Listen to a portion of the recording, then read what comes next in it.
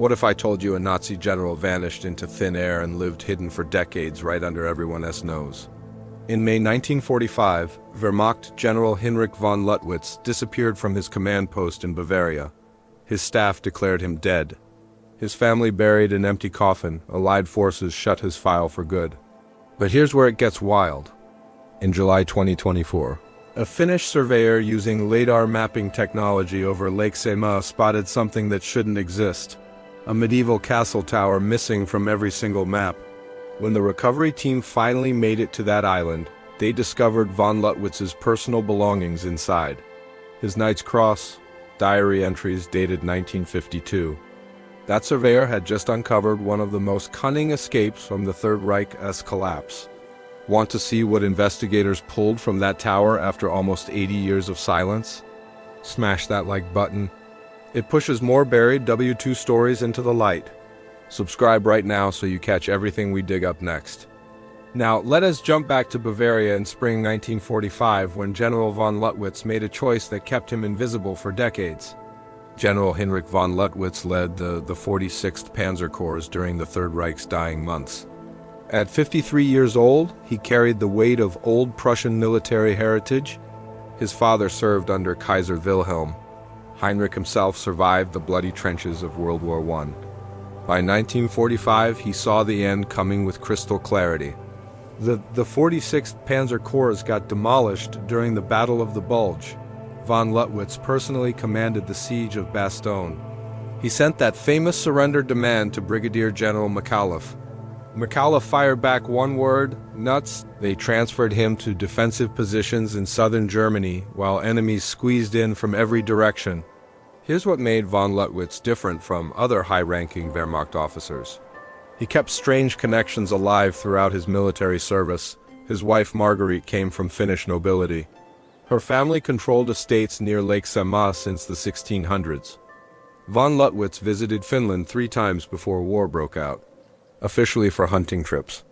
Military intelligence later proved he met with Finnish officers during the Winter War. Those relationships would become his lifeline.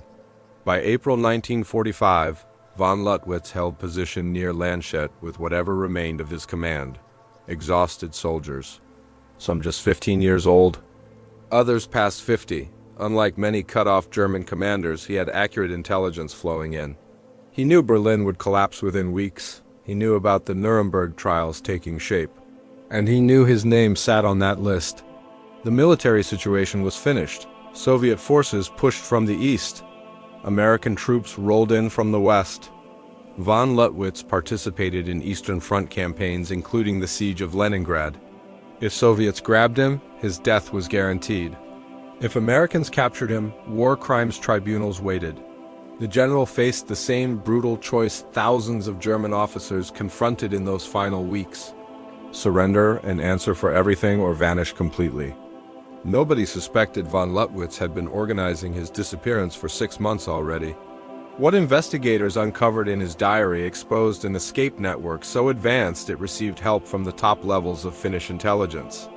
April 28, 1945, von Lüttwitz gathered his senior staff for one last meeting at a farmhouse outside Landshut.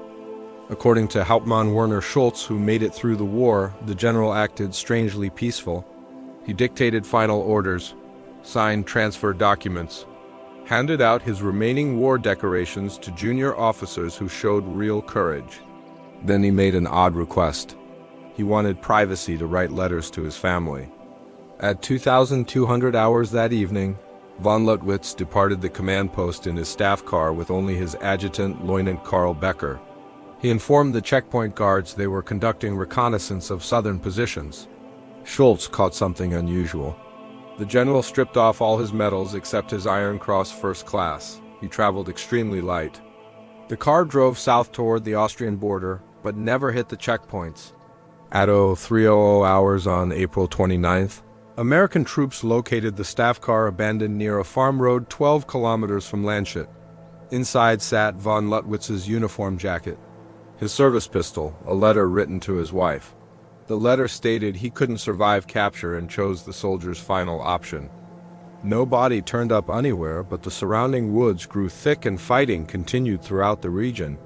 Lieutenant Becker's body appeared 3 days later near the identical location. Single gunshot wound through the head.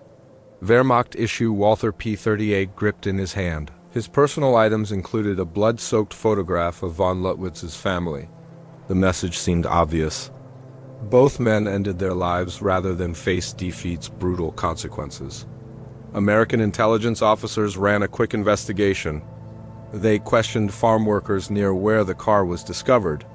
Nobody witnessed anything strange, though several remembered hearing a truck engine around midnight. The official report filed on May 7th, the same day Germany surrendered, determined that General Heinrich von Lüttwitz died by suicide on April 28th or 29th, 1945.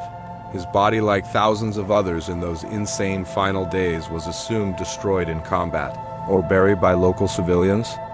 The U.S. Army sealed the case. Von Lüttwitz's name got added to casualty records. In his hometown of Potsdam, under Soviet control now, his family organized a small funeral service around an empty coffin. Marguerite von Lüttwitz, his wife, accepted sympathy from former officers who avoided capture. She dressed in black for exactly 1 year. Then she quietly departed Germany for Finland. Her reason? Settling family estate business. She never came back. Allied intelligence never linked her exit to a bizarre report from Swedish border guards. That report described a German-speaking man with obvious military posture crossing into Sweden on a fishing boat just days after von Lüttwitz's supposed death.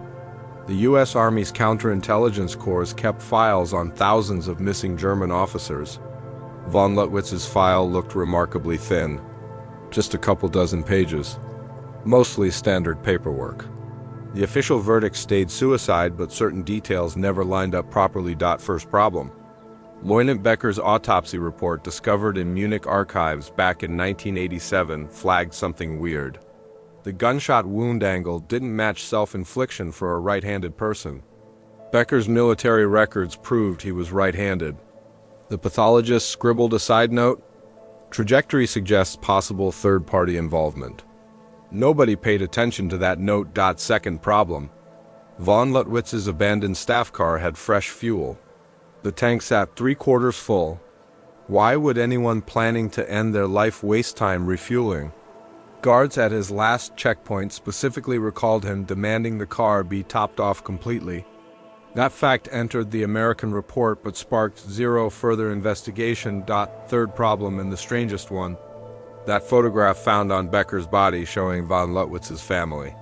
Forensic testing decades later proved it got printed in March 1945, not earlier in the war like everyone assumed. Why would von Lüttwitz's adjutant carry a freshly printed family photo in his pocket during his supposed final moments? Von Lüttwitz's family kept total silence about his death. Marguerite never discussed her husband publicly after 1946.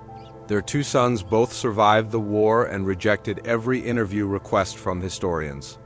When Marguerite passed away in Helsinki in 1967, her obituary touched on her husband's wartime duty without any details. The Finnish estate she returned to, which held hunting lodges and forest land surrounding Lake Saimaa, transferred to her sons. Across the decades, a handful of amateur historians questioned the official story. In 1978, a German researcher named Klaus Hartmann wrote an article claiming von Lüttwitz possibly fled to South America. He pointed to loose similarities with other Ratlin cases. The article went nowhere. Historians emphasized that von Lüttwitz had zero SS connections. The Ratlins mainly served SS officers running from war crimes charges. In 1993, a Finnish journalist dug into rumors about German officers hiding in Finland after the war ended. He uncovered nothing solid, though several elderly locals near Lake Saimaa remembered mysterious Germans living deep in the forest during the late 1940s. People wrote off these stories as local legends. The mystery froze because nobody was seriously searching. Von Lüttwitz wasn't on any most wanted lists. He never commanded death camps or murdered civilians. He was a career soldier who followed his orders. His crimes, if they even existed, were military in nature and unclear by total war standards. The world forgot and moved forward. For decades, the forested islands of Lake Saimaa protected their secret until LiDAR technology flipped everything upside down.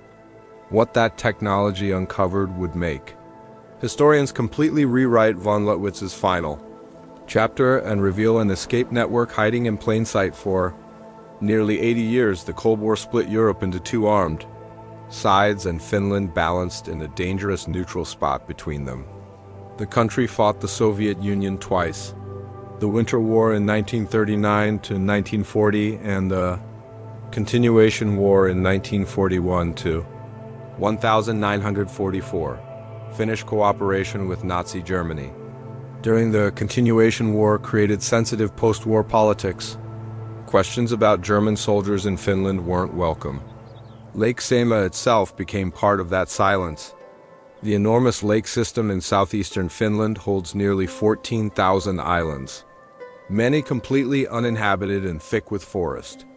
The von Lüttwitz family estate, which covered several islands, was treated as private property. Finnish authorities saw no reason to investigate anything. In 1967, the exact same year Marguerite von Lüttwitz died, a local fisherman reported spotting odd stone structures on an unnamed island in an isolated section of the lake. He described what appeared like a small tower partly concealed by trees. The report landed with the Regional Historical Preservation Office, which figured it was a previously undocumented medieval or Swedish-era fortification. Finland contains hundreds of similar ruins. Nobody followed up. Technology during those decades couldn't easily cut through dense forest canopy. Aerial photography, widely used for archaeological surveys, failed completely in heavily wooded zones. Ground surveys needed access permission from property owners, and the von Lüttwitz consistently refused requests to survey their land. They cited privacy worries and conservation goals. Amateur historians occasionally tried locating German escape routes through Finland. In 1982, researcher Matti Kuusisto published findings hinting several Wehrmacht officers briefly hid in Finland before relocating to South America or Spain. His proof was circumstantial: Swedish border crossing documents, testimony from old fishermen, financial records displaying unexplained money transfers. The Finnish government admitted these possibilities but stated no. Investigation made sense given how much time passed. Generational change happened in the 1990s and 2000s. Younger historians with no direct war memory started challenging Cold War-era thinking. Interest expanded in documenting the complete scale of German military escapes. Organizations like the Simon Wiesenthal Center kept databases of suspected war criminals who dodged justice. Von Lüttwitz showed up on some lists as possibly deceased unconfirmed, but he wasn't a high priority target. The breakthrough arrived from a surprising place: environmental mapping. In 2018, the Finnish Environment Institute launched comprehensive LiDAR surveys of forested areas to measure climate change effects on forest density. LiDAR stands for light detection and ranging. It fires laser pulses to build detailed 3D terrain maps. It cuts through tree canopy to expose ground surface features invisible to regular photography. The Lake Saimaa survey wasn't chasing historical discoveries. The team was tracking shoreline erosion and forest makeup, but LiDAR doesn't pick favorites. It maps absolutely everything. Then in July 2024, surveyor Antti Laaksonen was reviewing data from the southeastern lake area when he caught an anomaly. The anomaly displayed geometric precision that natural formations never create. And it sat on an island owned by descendants of a Finnish noble family tied to a Wehrmacht general who supposedly died 79 years before. Antti Laaksonen had processed LiDAR data for 6 years straight. He mapped thousands of square kilometers of Finnish forest. He understood exactly what natural formations look like on the scans. And he understood exactly what human structures look like. What lit up his screen on July 23, 2024 was absolutely man-made. The structure appeared as a roughly circular tower about 8 meters in diameter with walls 1.2 meters thick. The LiDAR showed it climbed roughly 12 meters above ground level, though heavy forest canopy kept it hidden from aerial view for decades. Most fascinating part? It stood on a tiny island maybe 200 meters across in a remote section of lake. Saimaa with zero marked habitation. Laxinen Cross checked the coordinates against historical databases. No medieval fortress, no Swedish-era fortification, no structure of any type in official records.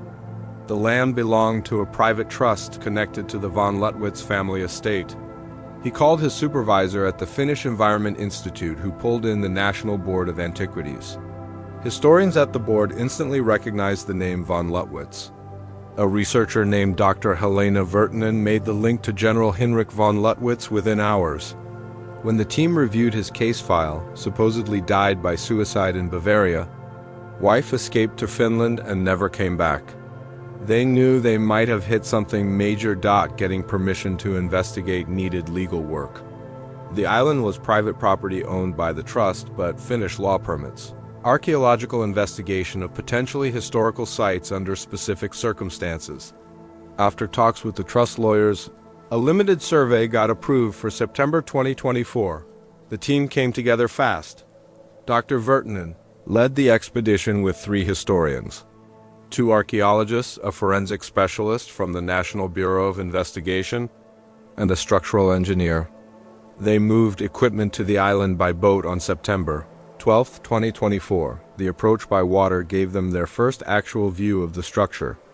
Dense pine and birch forest blanketed most of the island, but as they hiked inland from the rocky shore, the tower rose from the trees like something out of a medieval tale. Gray stone partially covered with moss climbing above the canopy. It wasn't medieval, though. The construction techniques looked wrong. Too regular. Too modern. The tower had a wooden door swollen with moisture, but still intact. It was locked tight. The team's structural engineer checked it and decided the structure was solid enough to enter safely. They carefully broke the door open. Inside, the tower held 3 levels connected by a wooden staircase. The ground floor was a storage space. Empty wooden crates, rusted tools, a collapsed table.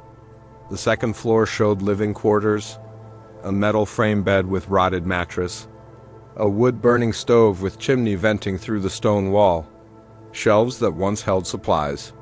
Everything sat buried under decades of dust and bird droppings. The third floor changed absolutely everything. It was clearly an office or study. Against one wall stood a makeshift desk built from planks and sawhorses.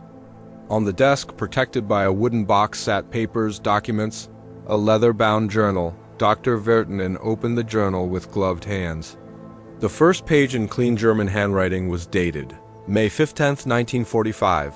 It started with Wir sind endlich angekommen. Die Reis war lang, aber wir haben es geschafft. We have arrived. The journey was long, but we made it. The signature at the bottom of the page said H. von Lüttwitz, but what investigators discovered on page 47 of that journal would show the general didn't just escape. He'd been operating an intelligence network from this island that kept running well into the 1950s. The Finnish National Bureau of Investigation seized custody of all materials found in the tower. The journal alone held 180 pages of handwritten entries covering May 1945 to September 1952. Each entry got photographed, transcribed, and translated by German language specialists with historical training. The journal entries exposed a careful plan carried out with shocking precision. Von Lüttwitz started preparations in October 1944, right after the disaster at Bastogne damaged his reputation with Nazi leadership. He contacted his wife Marguerite through coded letters using a family cipher they'd created before the war. She'd triggered Finnish contacts, specifically Colonel Arne Sivo, a Finnish intelligence officer her family had known for decades. Forensic testing of the documents proved authenticity. Paper dating matched the 1940s period. Ink composition lined up with wartime German military supplies. Handwriting analysis compared the journal entries to verified von Lüttwitz signatures from Wehrmacht documents. Conclusive match. These were real. The escape itself was recorded in entries from late April 1945. Von Lüttwitz hadn't driven toward the Austrian border like the abandoned car implied.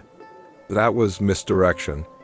Instead, he and Lieutenant Becker met a civilian truck at a predetermined spot at 2,330 hours on April 28th. the truck arranged, through an anti-Nazi resistance contact who owed favors to Finnish intelligence, carried them to a small airfield near Rosenheim. Becker's suicide was faked. The body American troops discovered was actually Lieutenant Becker, but he'd been shot by somebody else, specifically by an SS officer who'd been promised escape help in exchange for killing a witness.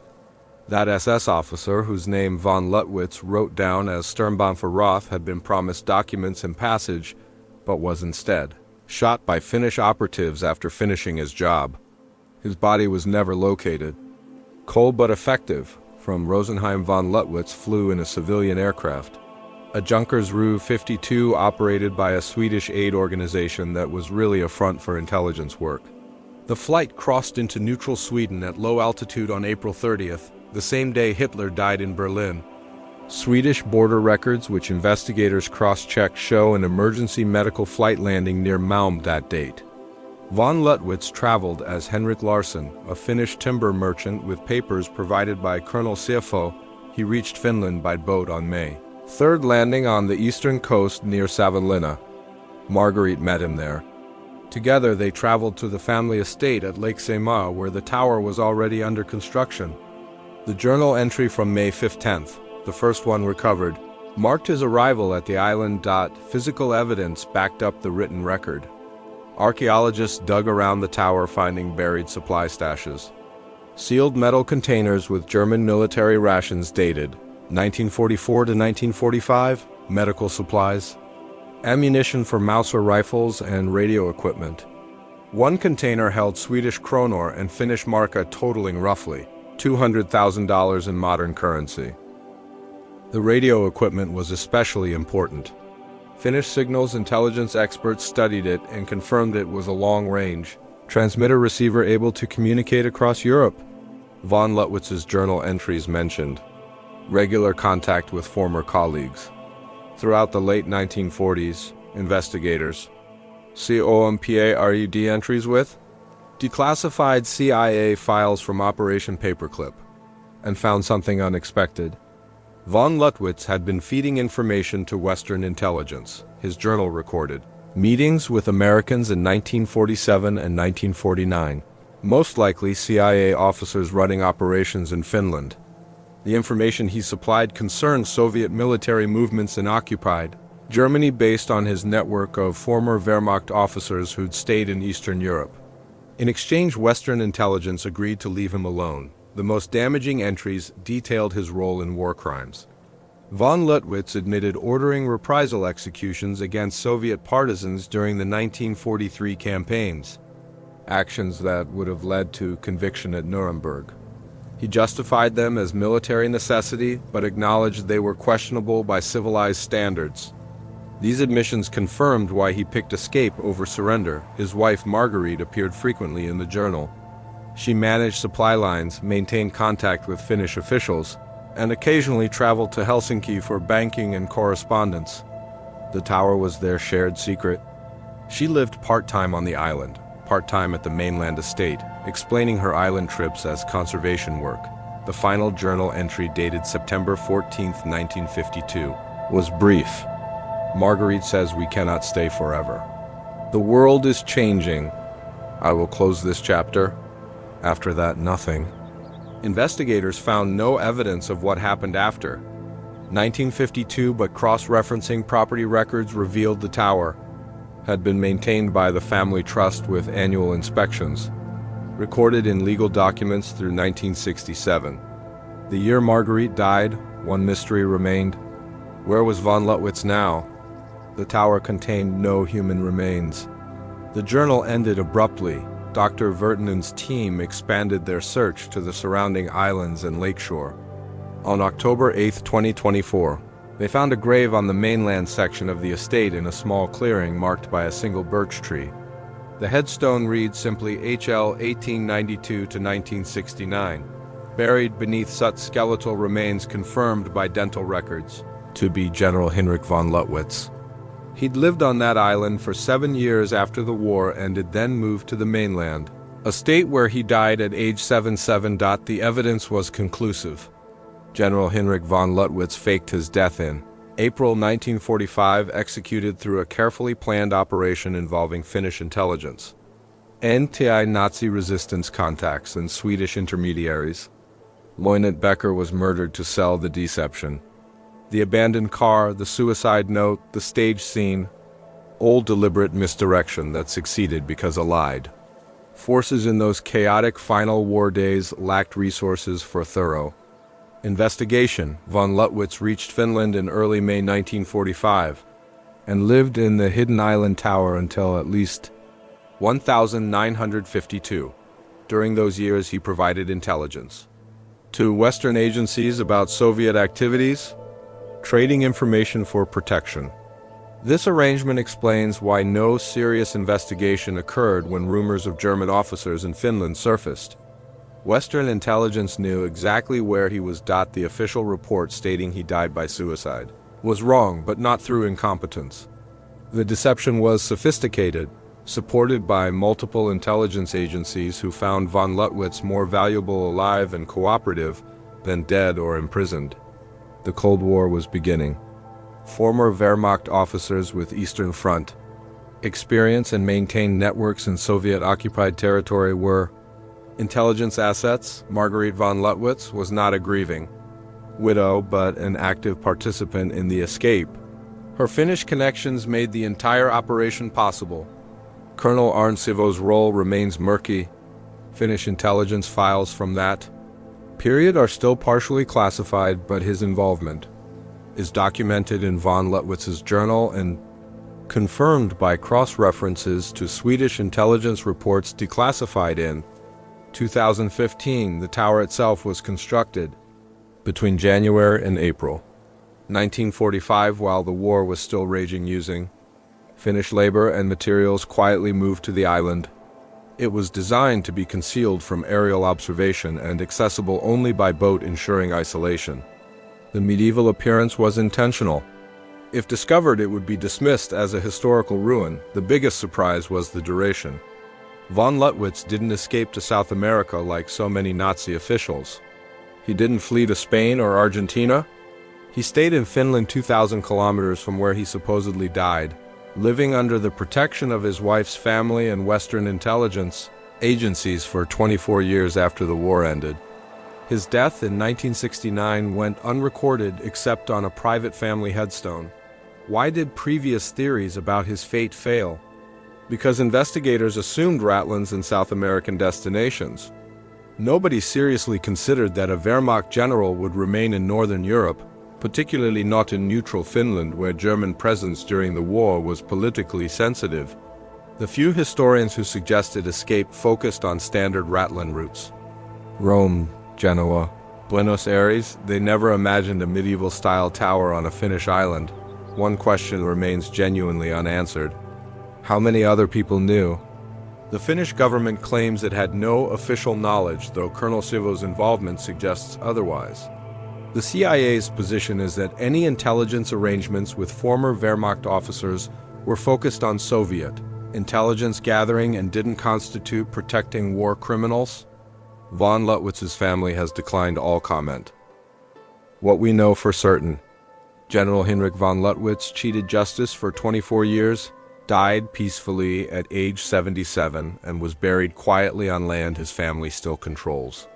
The tower where he hid has now been taken by the Finnish government as evidence in ongoing investigations into post-war intelligence operations. General von Lüttwitz ordered reprisal executions on the Eastern Front. Those orders caused civilian deaths. The men and women killed under his command never got trials, never got graves with headstones, never got 24 years of peaceful retirement. Their families never got closure. Von Lüttwitz did because he had connections, because he had money, because he had information Western intelligence wanted. That's not justice, that's cold calculation. The Cold War created strange partnerships. Former enemies became useful assets. War crimes became negotiable depending on what you knew about the Soviets. The discovery of this tower matters because it shows how many supposedly dead officers might not have been dead at all. Von Lüttwitz's case is documented now only because LiDAR technology exposed what forest canopy had concealed for 8 decades. How many similar cases stay hidden? How many graves marked unknown soldier are actually elaborate lies?